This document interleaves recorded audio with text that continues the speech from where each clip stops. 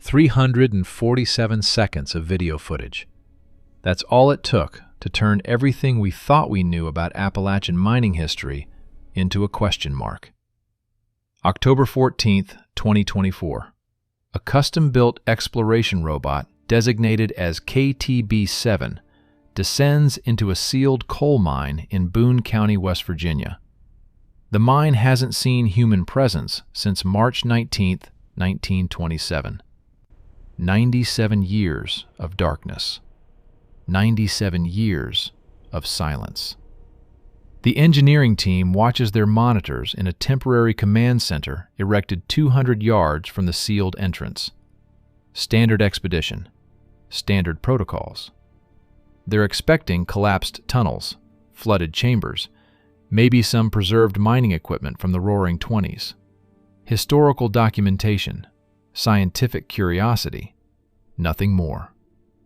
But at 812 feet below the surface, the robot's high-definition camera captures something that makes the lead geologist, Dr. Sarah Hendricks from the University of Kentucky, actually stand up from her chair so fast she knocks over her coffee.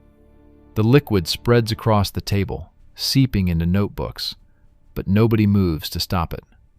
Everyone is staring at the screen. The robot has entered a chamber that appears on no mining map, no geological survey, no historical record. The walls aren't rough-hewn coalface or sedimentary rock. They're smooth, precisely angled. The camera's measurement laser indicates the chamber is a perfect octagon, each wall exactly 17 feet in length. Coal miners in 1927 didn't create octagonal chambers 800 feet underground. They didn't have the tools. They didn't have the reason. They didn't have the mathematical precision. But someone did. The robot's spotlight sweeps across the space, and that's when they see the marks. Tool marks. Thousands of them. Parallel grooves cut into stone that geological analysis will later determine is 450 million years old. Ordovician period. Long before humans, long before mammals, long before anything walked on land. Someone carved an octagonal chamber into ancient stone, deep beneath what would become the Appalachian Mountains. And then, somehow, a coal seam formed around it. Dr. Hendricks reaches for her radio with a shaking hand. Her voice, when she speaks, barely qualifies as a whisper. "Stop the descent. I need to make a call." That call went to the Department of Energy, then to the United States Geological Survey, then to people whose job titles nobody on the engineering team recognized. Within 18 hours, 3 additional scientific teams arrived at the site. Within 48 hours, the expedition was officially classified under a Mineral Resources Assessment Protocol that effectively removed it from public record. But before the blackout, before the classification, before the government arrived, that robot descended another 700 feet. And what it found down there changed everything.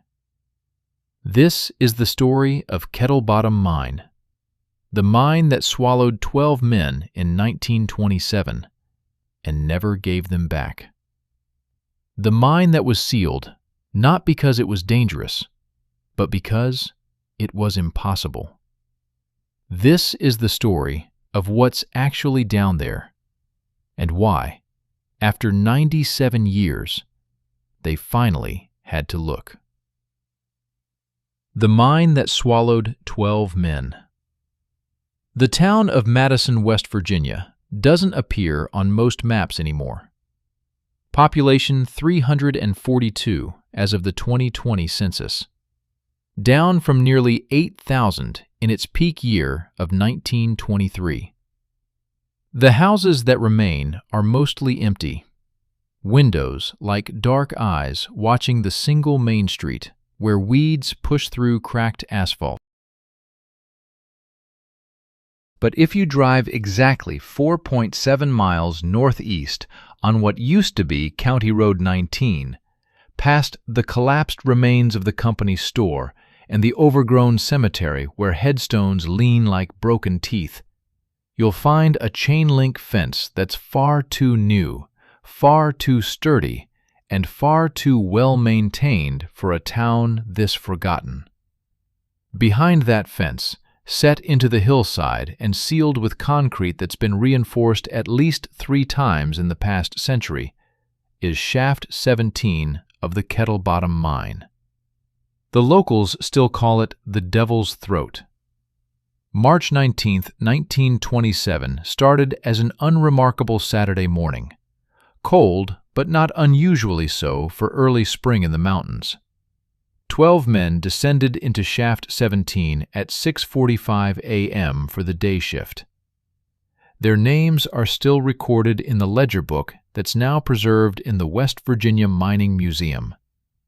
James Pritchard, Michael Kowalski, Robert Red Henderson, Thomas Chen, Patrick Sullivan, Joseph Martinelli, William Oakes, Samuel Blackwood, Henry Vasquez, Albert Zimmerman, Frank Kowalski, Michael's younger brother, and a man listed only as J. Davies, about whom historical records contain almost nothing. By 9:15 a.m., when the shift supervisor tried to make contact via the communication line, there was no response. By 10:30, when the rescue team descended, they found the main tunnel completely intact. No collapse, no gas leak, no flood, no fire.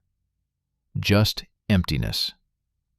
The 12 miners had vanished as if they'd never existed.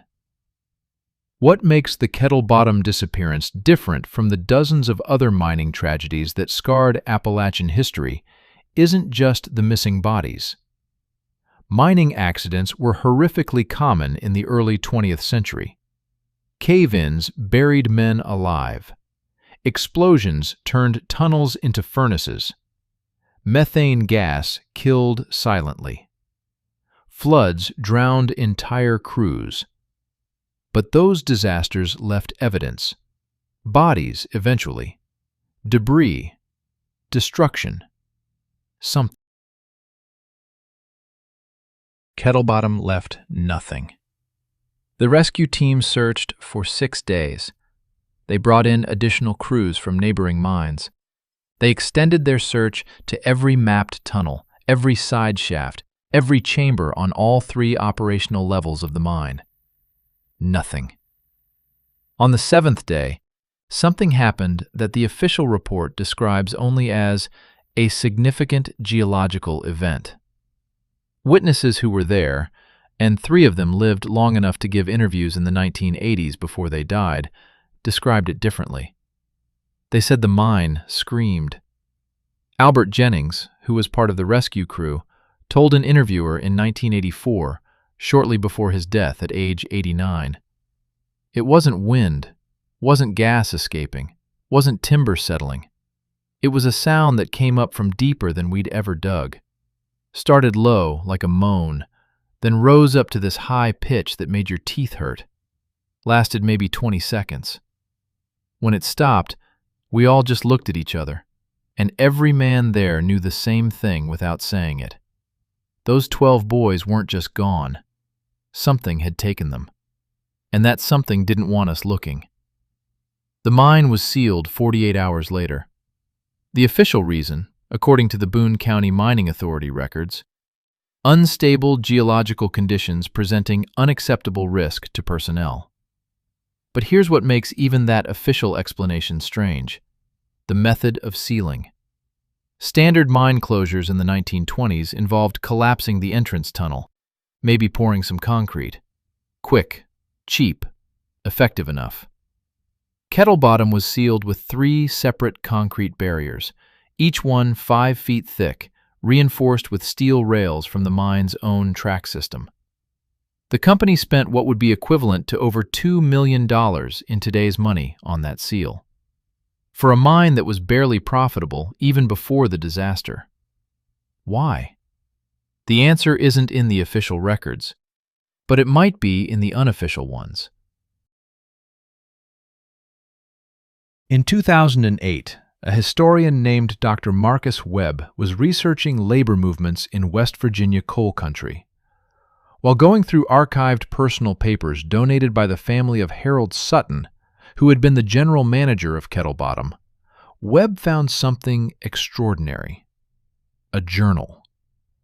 Sutton kept detailed daily notes about mine operations, which was common for managers. But the final entries, from March 20th through March 23rd, 1927, describe something that was never included in any official report. March 20th. 3rd Rescue Team returned. Found markings on tunnel wall at approximately 700 feet depth, Level 2, Eastern Branch. March 21st. Anderson completed analysis. Markings are symbols of unknown origin, carved into coal face. Pattern suggests intentional communication. Who carved them, and when? Coal seam is estimated at 300 million years age. This is impossible. Have contacted Regional Director for guidance. March 22nd. Regional Director arrived with 2 men from Washington. Credentials not shown to me. They descended to Level 2 with Anderson. Returned 4 hours later. Would not discuss what they observed. Director has ordered immediate and permanent closure. I objected. Was told objection noted, but overruled by federal authority. Severance payment authorized for all workers. Double standard rate. Unusual. March 23rd. Sealing begins today. Scale of operation far exceeds standard practice. Men asking questions. I have no answers to give them. Washington personnel overseeing every detail. They brought their own concrete, their own steel, their own workers for the final seal. My crews dismissed before work completed. Received personal visit from one of the Washington men this evening. He advised me, quote, "Some places are sealed not to keep people out, but to keep something in. Best you forget this mine existed, Harold. Advised me to retire, offered generous pension. I believe I will accept." That was Sutton's final entry about Kettle Bottom. He retired 6 weeks later at age 47, moved to Pennsylvania, never worked in mining again, never spoke publicly about what happened. He died in 1961. The journal was found in a trunk in his attic, wrapped in oilcloth, beneath his wedding suit and his military uniform from the First World War. Hidden, but preserved. Dr. Webb published a paper about the journal in 2010. It generated some interest in academic circles, but without access to the sealed mine, there was nothing to investigate. Just one man's cryptic notes about impossible symbols carved into ancient coal. The story would have ended there, except someone read that paper who had the resources, the curiosity, and the stubborn determination to do something about it. Her name was Dr. Sarah Hendricks. She was 37 years old, a geologist specializing in Appalachian formation analysis, and she'd spent her entire career being told that her theories about prehistoric human presence in North America were too radical, too speculative, too impossible to take seriously. The Kettle Bottom Journal wasn't proof, but it was a door. And in 2023, 96 years after 12 men vanished into darkness, Dr. Hendricks decided it was time to open that door and see what was really down there. She had no idea that she was about to prove her critics wrong in ways that would terrify them. The robot that could go where humans couldn't. Getting permission to open a federally sealed mine is not a matter of filling out forms and waiting for approval. It's a matter of knowing which doors to knock on, which arguments to make, and which people can say yes when everyone else is saying no. Sarah Hendricks spent 11 months navigating bureaucratic labyrinths that would have broken most researchers. The Department of Energy said it was a Department of the Interior issue. The Department of the Interior said it fell under the Bureau of Land Management. The Bureau of Land Management said the site was actually managed by the Office of Surface Mining Reclamation and Enforcement. The Office of Surface Mining said they had no current jurisdiction over a mine sealed in 1927 and suggested she contact the National Park Service. None of them wanted to say yes. All of them were very careful not to say no in writing. What finally broke the deadlock wasn't scientific argument or historical significance. It was money and technology. Hendricks partnered with TerraScan Robotics, a company based in Pittsburgh that specialized in developing autonomous exploration systems for hazardous environments.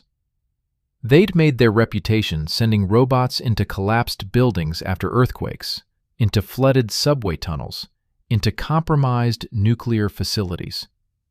Their CEO, a 41-year-old former NASA engineer named David Park, had read Dr. Webb's paper about the Sutton Journal. More importantly, he'd read Hendricks's proposal. Even more importantly, he had $12 million in venture capital funding looking for a high-profile demonstration of his company's capabilities. The pitch they made together was elegant in its simplicity. This wasn't a mining operation. It was a non-invasive robotic survey using cutting-edge technology that posed zero risk to human life and minimal environmental impact. They weren't going to extract anything. They weren't going to disturb anything. They would simply document what was there using a robot that could go where humans couldn't. The breakthrough came from an unexpected source. Senator Patricia Moreland of West Virginia was facing a difficult re-election. Her opponent was hammering her on job creation and economic development in struggling coal communities. The Kettle Bottom project offered something politically valuable, a high-tech initiative that brought attention and resources to a forgotten corner of her state, demonstrating commitment to Appalachian heritage and scientific innovation without actually reopening coal mining. 3 phone calls from her office to the right people, and suddenly the permissions that had been impossible for 11 months materialized in 3 weeks. On June 7, 2023, Dr. Sarah Hendricks received official authorization to conduct a limited robotic geological survey of the Kettle Bottom Mine site. The conditions were extensive: no human entry under any circumstances. All data collected would be reviewed by a federal oversight committee before public release. The mine would be resealed immediately upon completion of the survey. Any discovery of human remains would trigger immediate halt of operations and transfer of authority to the FBI. Hendricks signed without hesitation. She had exactly 90 days to design, build, test, and deploy a robot capable of descending into a mine that had been sealed for 96 years. The robot that would eventually be designated KTB-7, Kettle Bottom 7, the 7th iteration of the design, didn't exist in June of 2023. What did exist was TerraScan's modular exploration platform, a system they called the Orpheus series. Named after the Greek hero who descended into the underworld, the Orpheus robots were built on a philosophy of redundancy and adaptability. If one system failed, 3 backups stood ready. If the environment changed, the robot reconfigured. But Kettle Bottom presented challenges that no previous deployment had faced. First, depth. The Orpheus systems had operated effectively to depths of 300 feet. Kettle Bottom's known tunnels extended to at least 1,000 feet, possibly deeper.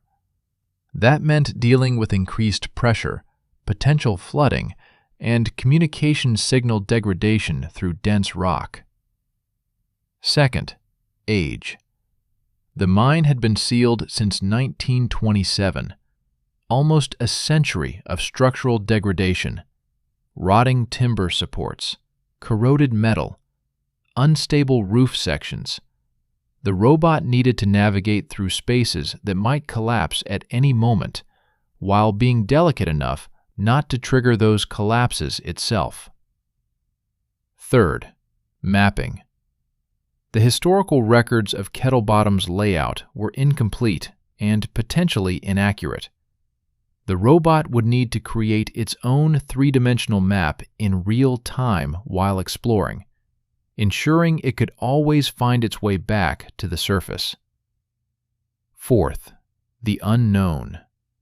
If Sutton's journal was accurate, if there really were impossible markings carved into ancient stone, then the robot needed sensor packages capable of documenting and analyzing things that officially shouldn't exist.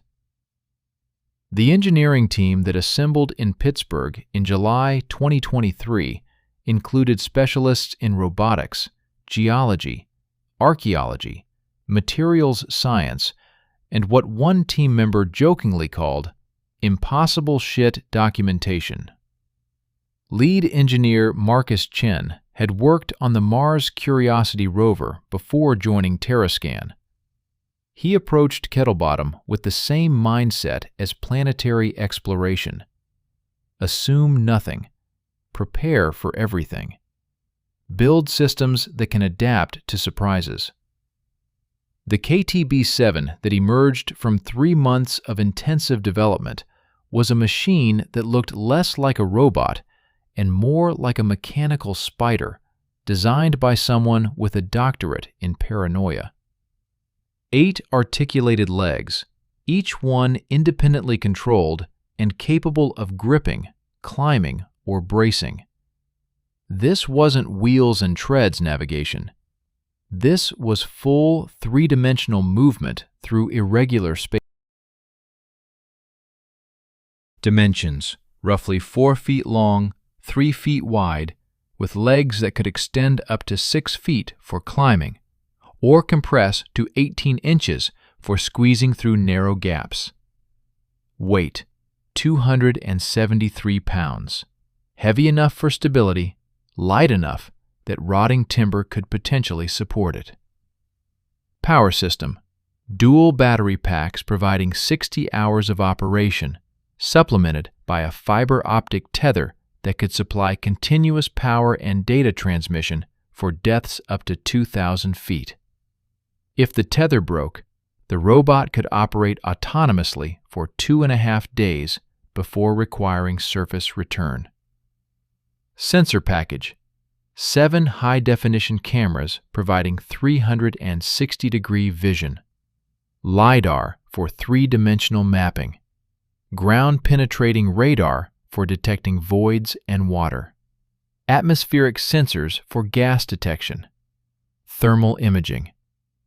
And one experimental addition that Hendricks personally insisted on: a hyperspectral imaging system capable of detecting chemical compositions and age markers in rock and metal surfaces. Communication: redundant systems. Primary fiber optic through the tether. Secondary radio frequency transmission that could penetrate up to 800 feet of rock. Tertiary acoustic signaling using precisely calibrated sound pulses that could transmit basic data through solid stone. The robot could lose 2 complete communication systems and still tell its operators what it was seeing. And finally, the sample collection arm. A telescoping manipulator with swappable tools, brushes for clearing debris, microscopic cameras for close-up examination, and a diamond-tipped coring drill capable of extracting rock samples up to 6 inches deep. The first test descent into a controlled mine shaft in West Virginia failed after 200 feet when a power coupling overheated. The second test failed when the LiDAR mapping system glitched and the robot became disoriented, requiring manual. The third test reached 400 feet before a leg actuator seized. The fourth test, on September 12th, successfully navigated 700 feet into an abandoned mine in Pennsylvania, mapped 3 chambers, collected 12 rock samples, and returned to surface without incident. The team celebrated for exactly 1 evening before Chen reminded them that test mines are not Kettle Bottom. They made 97 modifications to the design. They called it KTB-7, and on October 13, 2024, they hauled it on a flatbed truck up a deteriorating mountain road to a chain-link fence that had been guarding secrets for almost a century. The command center was built in 72 hours. A climate-controlled trailer filled with monitors, computers, and communication equipment. Power supplied by 2 industrial generators. Satellite uplink for data transmission to oversight servers in Washington. Security provided by a private contractor whose personnel carried sidearms and refused to answer questions about their actual employer. Dr. Hendricks arrived at the site at 5:30 a.m. on October 14th. She stood in front of the sealed mine entrance as the cutting crew prepared their equipment. 3 layers of concrete and steel stood between her and answers she'd been seeking for 11 years. Behind her, engineers performed final checks on KTB-7. David Park walked up beside her, holding 2 cups of terrible coffee from the camp's makeshift canteen. "You know," he said, handing her one of the cups, "in all the months we've been planning this, you never told me what you actually think we're going to find down there." Hendricks wrapped both hands around the coffee cup, feeling its warmth in the cold mountain morning. "Symbols carved into Ordovician stone," she said quietly. "Inside a coal seam that formed 300 million years ago. In a chamber that appears on no historical map, discovered by miners who immediately vanished. Sealed by federal order with enough concrete to build a highway overpass." She took a sip of coffee. It tasted like burnt dirt. "I think we're going to find proof that human civilization is far older than we've been willing to admit. I think we're going to find evidence that someone was mining these mountains long before the Appalachians were even called Appalachia. And I think 12 men in 1927 stumbled onto that evidence, and someone decided the world wasn't ready to know about it." Park was quiet for a moment. "And if you're wrong?" Hendricks smiled, but there was no humor in it. "Then I've wasted 11 months, $12 million, and whatever remains of my professional reputation. And we'll have very expensive footage of an empty mine with some weird rocks." Behind them, the cutting crew fired up their concrete saws. The sound was deafening, a shriek of diamond blades biting into 97-year-old concrete. Hendricks raised her voice over the noise. "But I'm not wrong, David. I've spent my entire career being told I'm wrong, being told that prehistoric advanced civilization is impossible, being told that every anomaly has a conventional explanation, being told to stop asking uncomfortable questions. The first layer of concrete cracked. Dust billowed into the morning air. Well, in about 6 hours, we're going to see who was actually right. By 11:45 a.m., the seal was breached. By 12:15 p.m., the entrance was cleared and temporary supports were installed. At 1:37 p.m., KTB-7 powered up its systems and began its descent into Shaft 17. At 2:53 p.m., 812 feet below the surface, its cameras captured something that would change everything Dr. Sarah Hendricks thought she knew about what they were going to find. Because she was right that they would discover evidence of impossible age. She was right that they would find proof of prehistoric activity. But she was catastrophically wrong about who, or what, had created it. Level 9, where the impossible began. The first 700 feet of descent were exactly what the historical records predicted. Shaft 17 dropped at a 42-degree angle, carved through layers of sedimentary rock and coal seams that told the geological story of an ancient swamp forest, compressed over millions of years into the black carbon that powered American industry. The tunnel walls showed the marks of early 20th century mining: pick scars, drill holes, the regular spacing of timber supports now sagging with decay. KTB-7's cameras captured it all in high definition. The LiDAR system built a three-dimensional map in real time, comparing it against the fragmentary historical diagrams that survived in the mining company archives. Everything matched. This was, by all appearances, exactly what it was supposed to be: an old coal mine, abandoned and forgotten. Dr. Hendricks watched the monitor feed, her coffee long since gone cold in her hand. Beside her, Marcus Chen tracked the robot's telemetry on a separate screen. Power consumption normal. All systems green. Communications solid through the fiber optic tether. Approaching 700 feet, Chen announced. That's where the historical records get vague. The maps from 1927 show level 2 extending about another 200 feet east, then stopping. No indication why. Because that's where they found something they didn't want to map, Hendricks said quietly. At 738 feet, KTB-7 reached the end of the main tunnel and encountered a junction. The robot's lights swept left, illuminating a collapsed passage choked with fallen rock. Swept right, showing another passage that continued into darkness. "Taking the right branch," Chen said, entering commands. Speed reducing to 0.5 meters per second.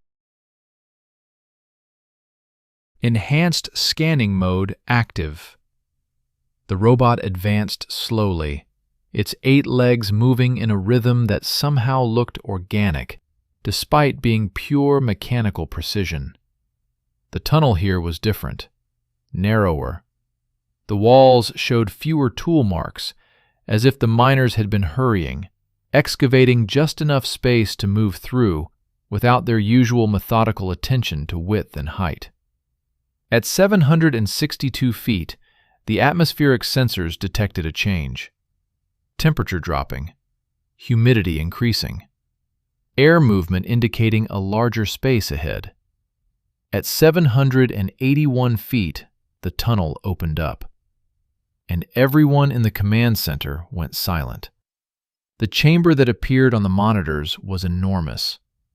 Roughly circular, approximately 70 feet in diameter. The ceiling rose to a natural dome 20 feet overhead. But it wasn't the size that caused the silence. It was the walls. They were smooth. Not mineshaft smooth, where rough carving leaves an uneven surface. Smooth like they'd been precisely cut, shaped with intentional geometry. The stone itself was different here too. Not the coal and sedimentary rock of the upper levels. This was something harder, darker. The robot's spectral analysis identified it as a metamorphic formation, compressed under extreme heat and pressure. "What depth are we at?" Hendricks asked, her voice barely above a whisper. Chen checked his instruments. 784 feet. But that rock. He pulled up the spectral analysis data on another monitor. That rock formation shouldn't exist at this depth, not in this region. The geological surveys show nothing but coal seams and sandstone for another 1,000 feet down. "Then the geological surveys are wrong," Hendricks said.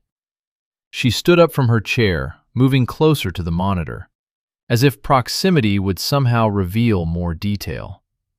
"Take it around the perimeter, slowly. I want to see every inch of those walls." KTB-7 began a careful circuit of the chamber. Its spotlights moved across the smooth stone surface, and that's when they saw the first marking. It looked, at first glance, like a natural crack in the rock, a vertical line about 3 feet long, running from roughly chest height to knee height on a human scale.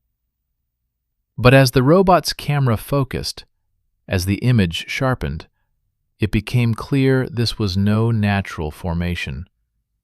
The line was too straight, too precise, and it wasn't alone. 3 more lines intersected it at carefully measured intervals, creating a pattern. And beyond that pattern, another, and another. The chamber wall was covered in them. Not random scratches, not accidental damage from mining equipment. These were deliberate marks, carved with purpose and precision. They formed geometric patterns, intersecting lines, angular shapes, repeated motifs that suggested a language or mathematical notation. "Stop," Hendricks commanded. "Right there. Maximum magnification on that section." The camera zoomed in on a cluster of markings approximately 6 feet from the chamber floor. At high magnification, individual tool marks became visible. Whoever carved these symbols had used something with a narrow edge, striking repeatedly to create each line. The depth was consistent. The angles were precise. "Can we get spectral analysis on the carving itself?" Hendricks asked. "I want to know how old those marks are." Chen worked his controls. "Running analysis now. The hyperspectral system is examining the exposed rock face inside the carved lines versus the weathered surface outside them. Give me... Okay. Results coming through." He went very still. "Sarah, you need to see this." Hendricks moved to his monitor. The spectral analysis showed chemical composition data, weathering patterns, crystalline structure comparisons. And at the bottom, an age estimate based on oxidation and mineral deposition within the carved grooves. The markings were approximately 430 million years old, plus or minus 20 million years. "That's impossible," someone said behind them. Hendricks didn't turn to see who. "Run it again," she said. "Different section. I want confirmation." They ran it 4 more times on 4 different clusters of markings around the chamber. The results varied by a few million years due to local mineral variation and measurement uncertainty, but they all told the same impossible story. These symbols had been carved into stone during the Silurian period, an age when the most advanced life on Earth was primitive fish, and early plants were just beginning to colonize land. An age when the Appalachian Mountains didn't exist yet, when this region was part of a shallow, tropical sea near the equator. An age when there was nothing on this planet capable of using tools, let alone carving geometric patterns into stone. "It has to be contamination," Chen said, but his voice lacked conviction. "Some kind of mineral deposit that's mimicking age markers, or the calibration is off. Or Or the measurements are correct, Hendricks interrupted, and we need to accept what we're actually seeing. She turned back to the main monitor showing KTB7's live feed. The robot had completed its circuit of the chamber and was now positioned at the center, cameras panning across the marked walls. These aren't mining marks from 1927, she continued, her voice steady despite the tremor in her hands. This chamber wasn't created by the Kettle Bottom miners. They found it, just like we're finding it now. And those 12 men who vanished? I think they saw exactly what we're seeing, and I think someone decided that information needed to be buried. David Park had been silent throughout the analysis, but now he spoke up from where he stood near the communications array. Sarah, we need to report this to the Oversight Committee. The federal protocols state that any anomalous findings require immediate notification. Not yet, Hendricks said. Sarah, not yet, David. She turned to face him. You know what will happen if we call this in now. They'll shut us down, classify everything, reseal the mine, and we'll spend the next 30 years filing Freedom of Information requests that get denied on national security grounds. So what are you proposing? I'm proposing we continue the survey exactly as authorized. We have permission to explore the accessible portions of this mine and document what we find. That's what we're doing. We'll include all of this data in our final report, but we're not stopping now. Not when we've barely begun. Park considered this for a long moment. You're technically right about the authorization. But if they find out we delayed reporting something this significant, then my career is over and you lose your government contracts, Hendricks finished for him. I know. But David, this is the most important archaeological discovery in human history. This is proof that someone was here, someone intelligent, someone with tools and knowledge and purpose. 400 million years before humans evolved. If we stop now, we'll never know who they were, or why they were here, or what else they left behind. She pointed at the monitor. Look at those markings. Really look at them. That's not random decoration. That's not art for art's sake. Those patterns are too regular, too consistent. That's data. That's information. That's someone trying to communicate something across hundreds of millions of years. And we're the first people to see it in all that time. Maybe the first people to see it who actually have the technology to understand it. In the silence that followed, the only sound was the soft hum of the equipment and the distant rumble of the generators outside. Finally, Park nodded. Okay, we continue.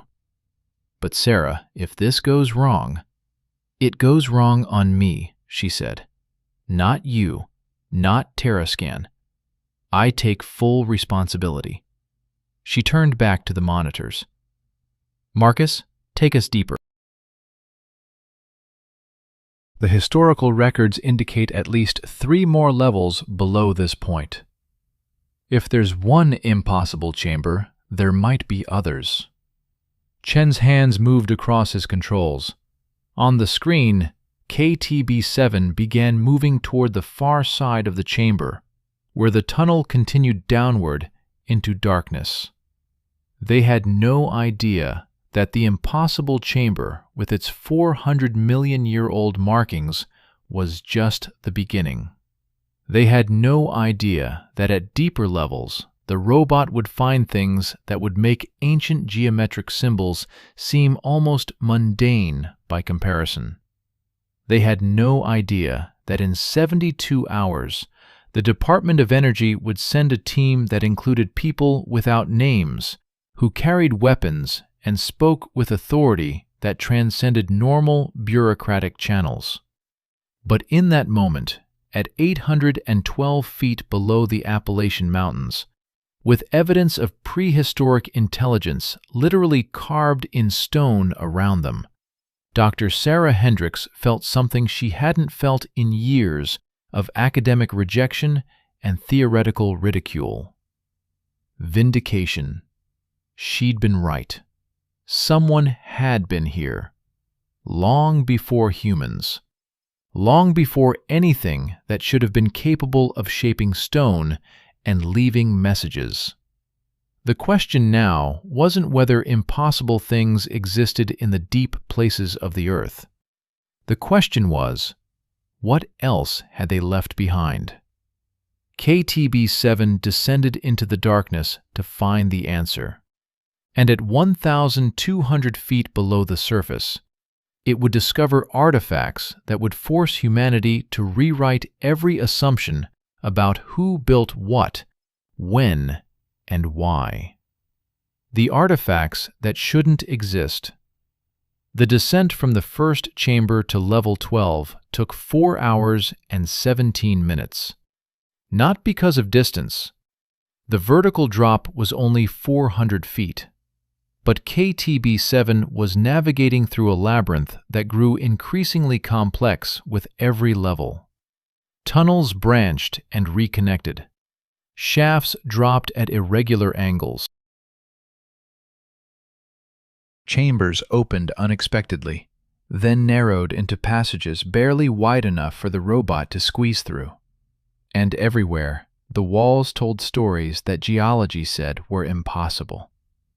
At 890 feet, they found a second chamber with more symbols.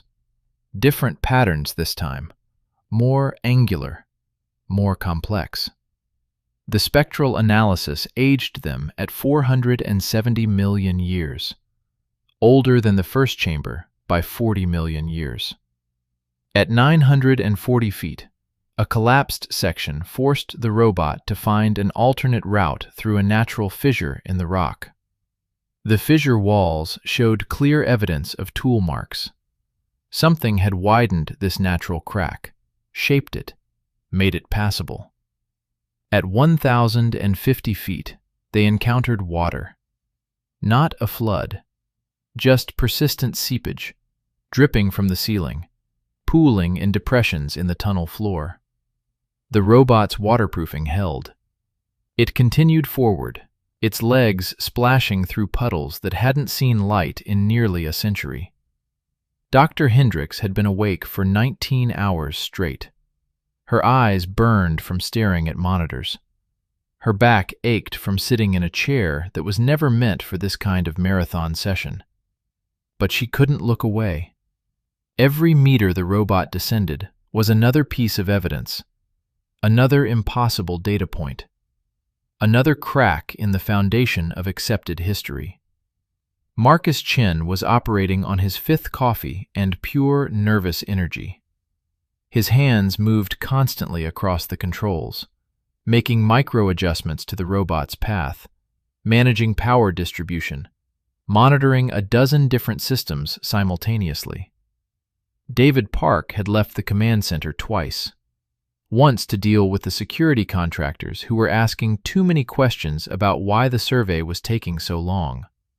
Once to take a phone call from someone in Washington whose number Park didn't share with anyone else. When he returned from that second call, his face was carefully neutral in a way that made Hendricks nervous. "Problem?" she asked, not taking her eyes off the monitor. "Progress report, requested by the Oversight Committee. I told them we're on schedule and documenting significant geological formations, which is technically true." "Did they ask for specifics?" "Not yet, but they will." Park moved closer, lowering his voice even though everyone in the trailer was listening anyway. "Sarah, we can maybe buy another 12 hours before someone asks for detailed data. After that, this becomes very difficult to keep contained." "Then we make the next 12 hours count," she said. At 1,198 feet, the tunnel opened into what the historical maps designated as Level 12. According to the mining company records, this was the deepest level ever excavated at Kettle Bottom. The coal seam at this depth had been thin and of poor quality. The miners had given up, marking it as unprofitable, and focused their efforts on more productive areas higher up. But the maps showed something else. A notation in the corner, in handwriting that analysis suggested was Harold Sutton's personal script. Eastern Extension, not for standard documentation. KTB-7 emerged into a chamber that was clearly man-made, or at least made by the 1927 miners. The walls bore the familiar marks of early 20th century tools. Timber supports, rotted but still recognizable. Rusted equipment, a broken pickaxe, an overturned ore cart, the twisted remains of what might have been a ventilation fan. This was where the Kettle Bottom operation had ended. This was as far as they'd gone before the disaster, before the disappearance, before the seal.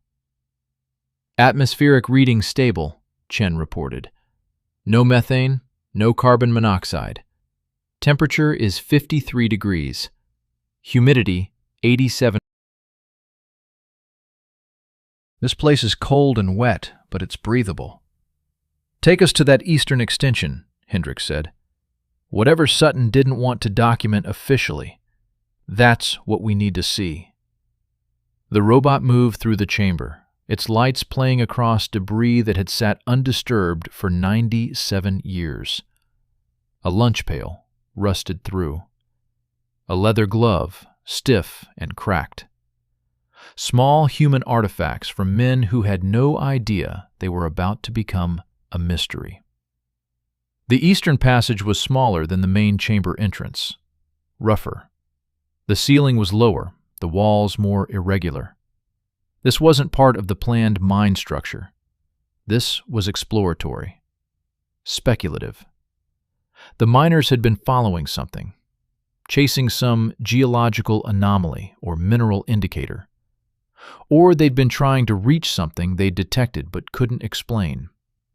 50 feet into the eastern passage, KTB-7's ground-penetrating radar detected a void ahead. Large, approximately 30 feet in diameter. Another chamber, Chen said. But this one's showing some weird readings. The radar is getting some kind of interference, like there's metal in there. Metal? Hendricks leaned forward. What kind of metal? Ore deposits? Equipment? Can't tell from here. The signal's fragmenting. We need direct visual. The robot advanced. The passage narrowed further, forcing KTB-7 to reconfigure its leg positioning, moving more slowly, more carefully.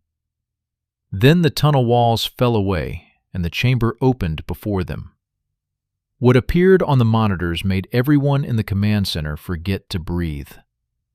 The chamber was octagonal, perfect geometric precision, each wall exactly the same length, each angle exactly the same. Like the first chamber they'd found, but smaller, more intimate. But the walls weren't what made them stare. It was what stood in the center of the chamber. An object, roughly 5 feet tall, 3 feet wide. The robot's lights reflected off its surface with a dark, metallic shape. The shape was complex, organic yet geometric, as if someone had tried to blend crystalline structures with flowing curves. It stood on what appeared to be a base or pedestal, also metallic, also precisely shaped. "What is that?" someone whispered. No one answered, because no one had an answer. KTB-7's cameras captured the object from multiple angles as the robot circled it slowly. The surface wasn't smooth. It was covered in fine details, ridges, grooves, patterns that might have been decorative or might have been functional. The metal itself was dark gray, almost black, with no visible corrosion despite the damp environment. "Spectral analysis," Hendricks said, her voice hoarse. "I need composition data. Now." Chen's fingers flew across his keyboard. The robot's hyperspectral imaging system engaged, bathing the object in wavelengths beyond visible light, reading the chemical signature of whatever it was made from. The results came back quickly. Too quickly for Chen's comfort. "I don't understand this," he said, staring at his screen. "The composition is showing as a metallic alloy, but it's not matching any known formulation. There's iron, yes, but also something else. Multiple elements I can't identify because they're not in the standard spectral library. And the structure." He pulled up another data set. "The crystalline structure isn't consistent with modern metallurgy. This wasn't cast. It wasn't forged. It's like the metal grew this way, like it formed naturally into this shape." "Age?" Hendricks asked. Chen was quiet for a moment as the system processed. "Minimum age based on oxidation and mineral deposition analysis. 380 million years. The trailer was silent, except for the hum of electronics. 380 million years. The Devonian period, the age of fishes. Before amphibians walked on land, before reptiles, before dinosaurs, before anything that conventional science recognized as capable of working. And yet here it stood, an object made from an impossible alloy, shaped with impossible precision, left in a chamber deep beneath what would eventually become the Appalachian Mountains. "There's more," Chen said quietly. "Look at the base." He zoomed one of the cameras on the pedestal beneath the main object. The surface was covered in markings. Not the geometric symbols they'd seen in the earlier chambers. These were different, more pictographic. Images that might have been representations of something. Perhaps stars, perhaps maps, perhaps a language that used pictures instead of letters. And between the images, carved with precise spacing, were what could only be described as mathematical notations, symbols that suggested calculation, measurement, quantification. "They were counting something," Hendricks said, moving even closer to the monitor. "Or recording something. This isn't just an artifact. It's a marker, a monument. It's supposed to convey information." David Park had been watching in silence, but now he spoke up, his voice carefully controlled. "Sarah, I need you to be very clear with me right now. What exactly are we looking at?" Hendricks didn't turn away from the screen. "We're looking at evidence of pre-human technological civilization. We're looking at proof that before humans evolved, before primates existed, before mammals dominated the earth, something else was here. Something intelligent. Something that could work metal and carve stone and leave messages across geological timespans." "That's not possible," Park said, but without conviction. "Possible or not, it's what the evidence shows. That object is 380 million years old. It's made from a metallic alloy that doesn't match any known natural occurrence. It's standing in a precisely carved chamber that's been sealed beneath thousands of feet of geological formation. Either our entire understanding of Earth's history is catastrophically wrong, or..." She trailed off. "Or what?" Park pressed. "Or we're not the first," Hendricks finished quietly. "We're not the first intelligent civilization on this planet. We're just the ones who forgot." Marcus Chin had continued working while they talked, directing the robot to document every angle, every detail, every marking on the mysterious object. But now he noticed something that made his stomach drop. Sarah? We have another problem." "What now?" "The chamber isn't empty. There's another passage. Far side, partially concealed behind a rock formation, and it goes deeper. The radar is detecting open space at least another 300 feet down, maybe more. Hendricks felt her pulse quicken. The miners found this chamber. That's obvious from the eastern passage they excavated. But did they find that deeper passage? Did they go down? She pulled up the historical records on her tablet. Harold Sutton's journal. The entries from March 1927. The 12 men who vanished had been working level 12, eastern section. They'd been down there for nearly 3 hours before contact was lost. 3 hours was enough time to find the chamber, enough time to see the impossible object, enough time to explore further, enough time to descend into whatever lay below. "Marcus," Hendricks said slowly, "how much power does KTB-7 have remaining?" Chen checked his instruments. 38 hours on battery, unlimited on tether, as long as we don't exceed 2,000 feet total depth. We're currently at 1,216 feet. So we have clearance to go another 784 feet if needed. Technically, yes. But Sarah, we've been down here for 6 hours already. The Oversight Committee is going to start asking questions. And if we find more impossible artifacts... When we find more impossible artifacts, Hendricks corrected, because that deeper passage isn't random. It was created, intentionally, by whoever left that object. And if they left one monument, they left others. This is a site, a complex, maybe even a city, buried beneath millions of years of geological activity. She turned to face Park. "I know what you're going to say.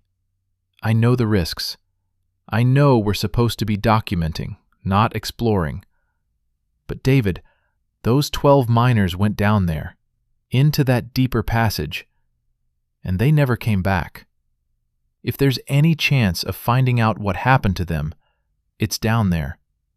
And if there's any chance of understanding who built this and why, and what it means for our understanding of Earth's history..."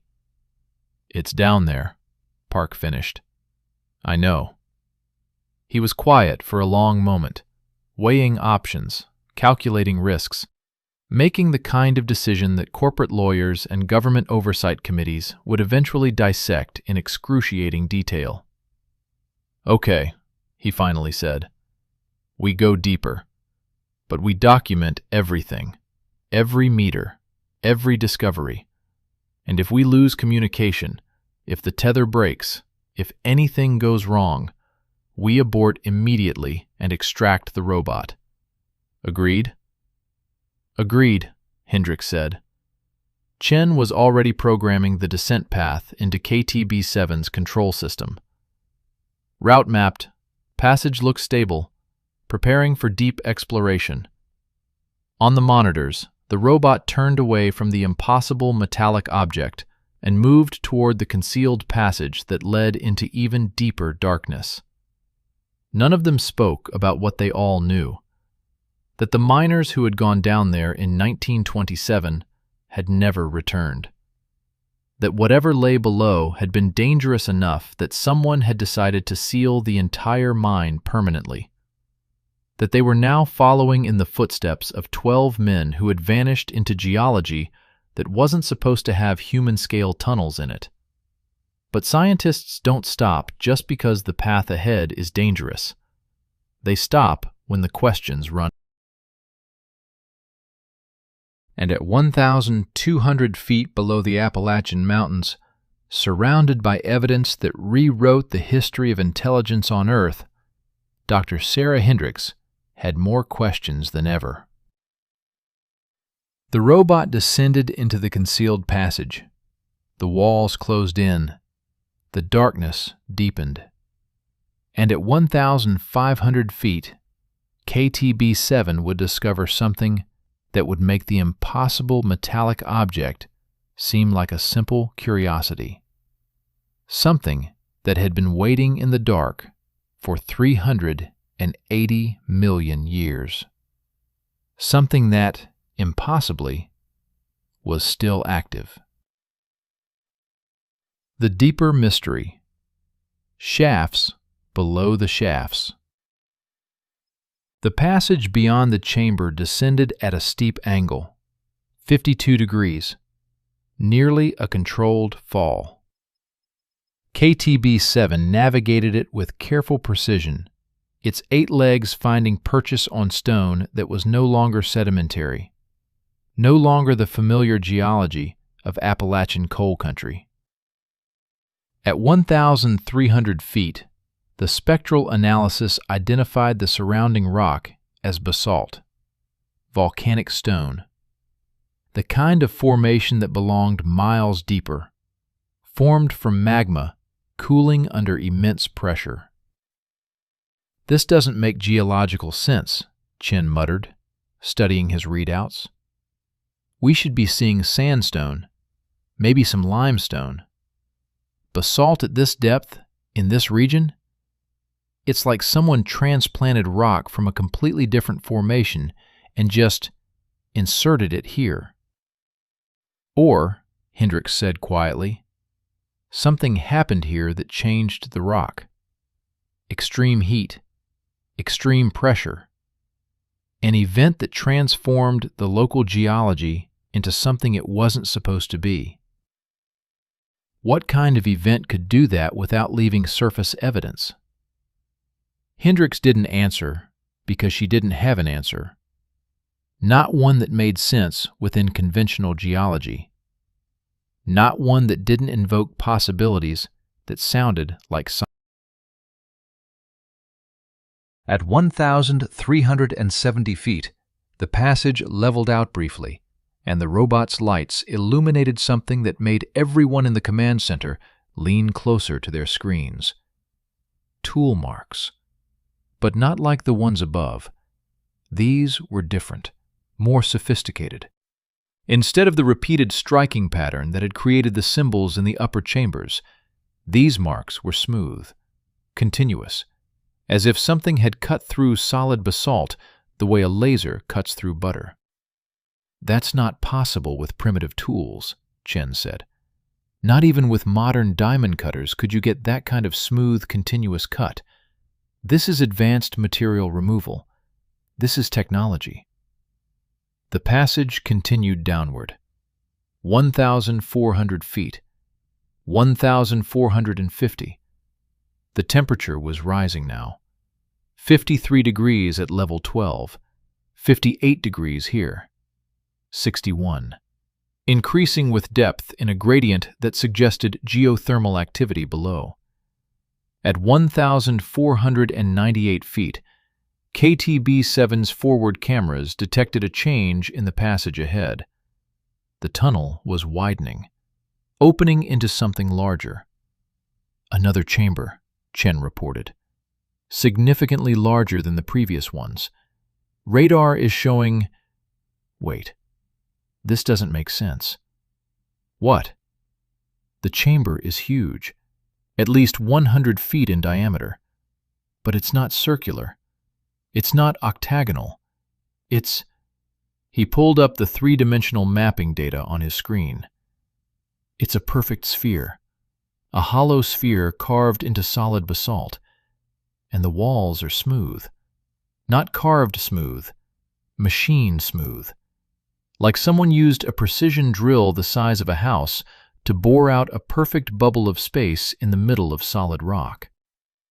Hendricks felt a chill that had nothing to do with the damp trailer air. "How far down does it go?" Chen manipulated the radar display. "The bottom of the sphere is approximately 50 feet below the entry point. But there's something else. The radar is showing structures inside the sphere. Multiple objects. Geometric arrangements. This isn't just an empty room. It's filled with something." "Take us in," Hendricks said. "Slowly. I want to see everything." The robot emerged from the passage into the spherical chamber, and the monitors filled with an image that belonged in a museum of impossible things. The sphere was exactly as the radar had indicated, perfectly round. The walls gleamed in the robot's spotlight with a surface that looked almost polished. But it was what occupied the center of the sphere that captured every eye. Structures. Dozens of them. Maybe hundreds. They rose from the curved floor like a three-dimensional city built for creatures that didn't need level ground. Towers of the same dark metallic material they'd seen in the artifact above, but these were taller, more complex, interconnected by what looked like bridges or conduits. Some structures were cylindrical, others were pyramidal. Still others defied easy geometric description, twisting in ways that shouldn't work architecturally, but somehow did. And running between them, carved into the floor or perhaps built up from it, were channels, pathways, maybe roads, maybe something else entirely. They formed patterns that looked almost circuit-like, as if the entire arrangement was meant to channel something, energy, perhaps, or water, or some substance that didn't exist anymore. "I need detailed scans of everything," Hendricks said, her voice barely above a whisper. "Every structure, every connection, every marking. This is a site, a settlement, maybe a city. This is where they lived."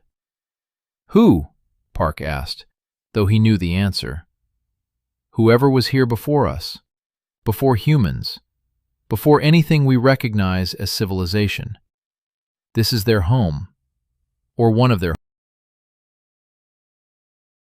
And we just stumbled into it 380 million years later." KTB-7 began a systematic documentation protocol, moving carefully through the spherical chamber, its cameras capturing every angle. The structures were covered in markings similar to those they'd seen above. Symbols, notations, information carved into metal that had survived geological ages. But as the robot moved deeper into the arrangement, its sensors detected something unexpected. "Energy reading," Chen said, surprise clear in his voice. "Very faint, almost at the threshold of detectability. But there's electromagnetic activity here. Something is generating a field." "That's impossible," Park said. "Nothing could maintain power for 380 million years. Batteries die. Generators fail. Even nuclear fuel decays." "And yet the sensors don't lie," Chen replied. "There's active energy somewhere in this chamber. Probably multiple sources, given the distribution pattern. Whatever they built down here, some of it is still functioning." Hendricks felt her pulse accelerating. Active technology, still running after geological time scans. Either they were dealing with a power source beyond anything modern science had developed, or they were dealing with something that maintained itself, repaired itself, persisted beyond all reasonable expectation. "Follow the energy signature," she commanded. "Find the source." The robot adjusted its path, moving toward the strongest electromagnetic reading. It maneuvered between structures that loomed in the darkness like silent sentinels, monuments to a civilization that had vanished before continents settled into their current configurations. The energy signature led them to the far side of the sphere, where one structure stood larger than the others, taller, more complex. Its surface was covered in a density of markings that suggested this was important. Central. Perhaps a temple. Perhaps a control center. Perhaps something for which humans had no adequate term. And at the base of this structure, set into the metallic floor, was an opening. A shaft. Perfectly circular, approximately 6 feet in diameter, descending straight down into darkness that the robot's lights couldn't fully penetrate. "Another level," Chen said. The radar shows it extends at least 300 feet straight down before the signal degrades, maybe farther. This goes deep, really deep. Hendricks studied the shaft on her monitor. The edges were perfectly smooth, no tool marks, no irregularities, just a precise cylindrical bore through solid basalt and metal and whatever other materials existed at these depths. The miners, she said slowly. The 12 men who vanished in 1927. If they made it this far, if they found this sphere, these structures, this shaft. They would have been curious, Park finished. They would have wanted to know what was down there. And if they descended... Everyone in the command center understood the implication. 12 men had vanished without a trace. No bodies, no equipment, nothing. If they'd descended into that shaft, if something had happened down there, their disappearance would finally make sense. "We need to go down," Hendricks said. "Sarah," Park began, "I know what you're going to say. I know the risks. I know we're at 1,500 feet already, approaching our tether limits. I know every additional foot we descend increases the chance of equipment failure. But David, this is why we came here. Not to document an old mine, to find the truth. And the truth is down there, in that shaft, at whatever level comes next." She turned to face him directly. Those 12 miners deserve to have their story told. Their families deserve to know what happened. And humanity deserves to know that we're not the beginning, that intelligence existed here long before us, that our history is incomplete, that everything we think we know about our origins and our place in the universe needs to be reconsidered. Park looked at the monitor showing the dark shaft descending into incomprehensible depths. He looked at the electromagnetic readings showing active technology that shouldn't exist. He looked at the structures that predated human civilization by hundreds of millions of years. He made a decision that would end his company's government contracts, destroy his professional reputation, and eventually result in congressional hearings where he would testify behind closed doors to committees whose proceedings would remain classified for decades. "How much tether do we have left?" he asked Chen. Chen checked his systems. 484 feet before we hit the 2,000-foot limit. After that, we're on battery power only, and we lose the fiber optic data link. We'd have to rely on radio and acoustic signaling, which are much less reliable at depth. Can we make it work? Technically, yes. The robot has enough battery for another 30-plus hours. But Sarah, if we lose the tether and the robot gets stuck or damaged, we can't retrieve it.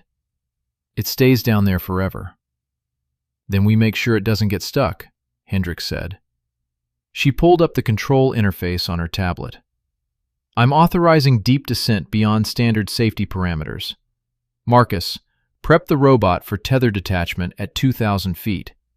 We go to battery power and continue as far as the robot can safely operate. If we find anything that explains what happened to those miners, we document it and return. If we find more structures, more technology, more evidence of this civilization, we document that too. This is a one-time opportunity. Once we resurface, once we report this to the Oversight Committee, we'll never get permission to come back." Chen began entering commands. "Okay. But I want it on record that this is against protocol and outside our authorized parameters." "Noted and accepted," Hendricks said. "David?" Park nodded slowly. "Let's find out what's down there." KTB-7 positioned itself at the edge of the shaft. Its cameras peered down into darkness that had been undisturbed for longer than human language had existed. The robot's spotlights illuminated smooth walls descending vertically, like staring down the barrel of an impossible gun. At 1,503 feet below the surface of the Appalachian Mountains, the robot began its descent into the shaft. The walls slid past with mechanical precision. 1,550 feet. 1,600. 1,650. The electromagnetic readings grew stronger. Whatever was generating that field was below, deeper, waiting. At 1,700 feet, they passed what appeared to be openings in the shaft wall. Doorways, perhaps, or ventilation ports, or something else entirely. Dark rectangles leading to chambers the robot couldn't explore without diverging from its primary mission. At 1,800 feet, the walls began to show markings again. Dense clusters of symbols running in vertical columns alongside the shaft. The robot's cameras captured them in passing, storing images for later analysis that would never be fully completed. At 1,900 feet, the temperature spiked. 72 degrees, 78, 85. The robot's thermal management systems compensated, but the geothermal gradient was accelerating. They were approaching something hot. At 1,997 feet, 3 feet from the tether limit, Chen spoke up urgently. "Sarah, the shaft opens into another chamber below. Large, very large. The radar can't find the bottom. It's showing open space for at least another 500 feet down, maybe more. And the electromagnetic signature is coming from there. Multiple sources, strong. Whatever's active down there, it's not just residual. It's powered. It's functioning." Hendricks stared at the monitor showing the dark shaft descending into even darker space below. Every instinct told her to continue. Every protocol told her to stop. "Detach the tether," she said. "Sarah, detach it. We didn't come this far to stop 3 feet from the answer." Marcus Chen hesitated for exactly 5 seconds. Then his hands moved across the controls. On the monitor, a mechanical coupling released with a soft click that was captured by the robot's audio sensors. KTB-7 was now autonomous, cut free from the surface, operating on battery power in a space that had been sealed from the world for millennia.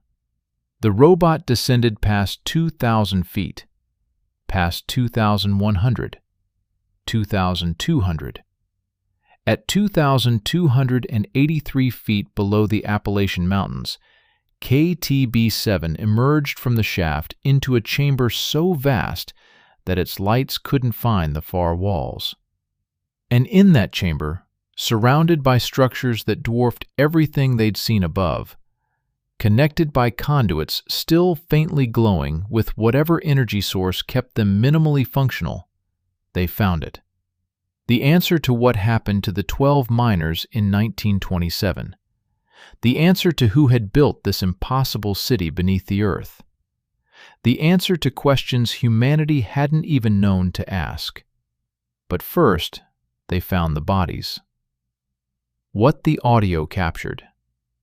The bodies lay in a cluster approximately 40 feet from where the shaft opened into the vast chamber. 12 of them, arranged in a rough circle, facing inward, as if they'd gathered together in their final moments. The robot's lights played across desiccated remains, clothing rotted to fragments, leather boots cracked and collapsed. But the positioning was unmistakable. These were human beings, and they'd been here for a very long time. "Oh God," someone in the command center whispered. Dr. Hendricks felt her throat constrict. She'd been expecting this, had known intellectually that if the miners had descended this far, their fate was likely sealed. But seeing the evidence, seeing 12 men who'd left families behind, who'd simply vanished one morning in 1927, was different than knowing. "Can we get identification?" she asked, her voice rough. Marcus Chen directed the robot closer, carefully maneuvering around the bodies with a respect that felt appropriate for a mechanical explorer. The camera zoomed in on details: a metal lunch pail, remarkably preserved in the dry chamber air. Initials stamped into the handle: J.P., James Pritchard, first name on the mining ledger. Another body wore the remnants of a leather tool belt, a metal badge still pinned to what remained of his shirt. The engraving was barely legible, but Chen enhanced the image. Shift Supervisor. Robert Henderson. Red Henderson. The man who'd been in charge of the 12-man crew. At least we can give their families closure, Park said quietly. After 97 years, at least they'll know. But Hendricks was studying the monitor more carefully, a frown creasing her forehead. Marcus, pull back. Wide angle. I want to see the full scene.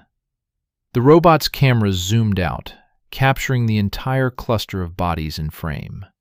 And that's when the wrongness became apparent. The bodies were arranged too deliberately, too precisely. 12 men, 12 positions, equal spacing, all facing inward toward a central point. And at that central point, carved into the metallic floor, was a symbol they'd seen before. One of the geometric patterns from the upper chambers.